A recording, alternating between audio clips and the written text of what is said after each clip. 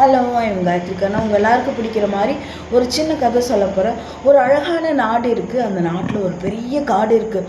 அந்த காட்டுக்கு நடுவில் ஒரு ஆசிரமம் இருக்குது. ஒரு குருவான ஒருத்தர் என்ன பண்ணுறாரு, ஆன்மீக சாதனைகள் போதனைகள்லாம் நிகழ்த்தி மக்கள்கிட்ட நல்லுரைகள் பண்ணிகிட்ருக்காரு.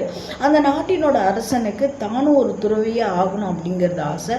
ஸோ அவர்கிட்ட போய் சேர்ந்துக்கிறாரு. அப்போது அவர் மரணப்படுக்கைக்கு ஆளாகிறாரு. குரு மரணப்படுக்கைக்கு போயிடுறாரு. அப்போது அந்த அரசன் கேட்குறாரு, குருவே நீங்கள் இந்த மாதிரி மரணப்படுக்கைக்கு வந்துட்டீங்க, இதுக்கு மேலே எனக்கு டவுட்ஸ் எல்லாம் நான் யார்கிட்ட கேட்க முடியும் அப்படின்னு கேட்குறாரு. ஒருவேளை நான் இறந்து போயிட்டேன்னா என்னோட அறைக்குள்ளே ஒரு பெட்டி இருக்குது. அந்த பெட்டி நீ ஓப்பன் பண்ணியன்னா உனக்கு தேவையான எல்லா விஷயமும் கிடைக்கும், நீ நிறைய சாதனைகளை செய்ய முடியும் அப்படின்னு சொல்லிட்டு கொஞ்ச நாள் இறந்தும் போயிடுறாரு. அப்போது அரசன் தன்னுடைய பயிற்சி எல்லாம் எடுத்துட்டு ஓரளவு நல்லா வேணுங்கிற ஆன்மீக சாதனைகள் எல்லாம் புரிகிறாரு. இதை நம்ம நாட்டு மக்களுக்கு கொண்டு போய் சேர்க்கணும், இதோட பலன்களை அவங்களும் அனுபவிக்கணும் அப்படின்னு நினைக்கிறாரு. ஆனால் மக்கள் இதை ஏற்க மறுக்கிறாங்க. நீங்கள் வேறு விதமாக எங்களை திசை திருப்ப பார்க்குறீங்க அப்படின்னு சொல்கிறாங்க.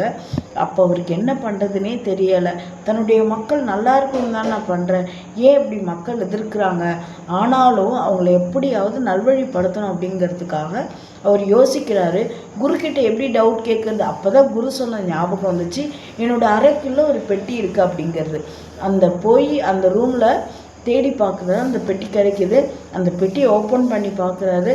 அதை பார்த்துட்டு வந்த உடனே மறுபடியும் என்ன பண்ணுறாரு, தன்னுடைய ஆன்மீக சாதனையெல்லாம் பண்ணிகிட்டே இருக்கிறாரு. கொஞ்சம் கொஞ்சமாக தன்னுடைய மக்கள்கிட்ட நெருங்க ஆரம்பிக்கிறாரு. தன்னுடைய நல் விஷயங்களை எல்லாம் சொல்ல ஆரம்பிச்சிட்டாரு. மக்கள் அதை ஏற்க ஆரம்பிக்கிறாங்க.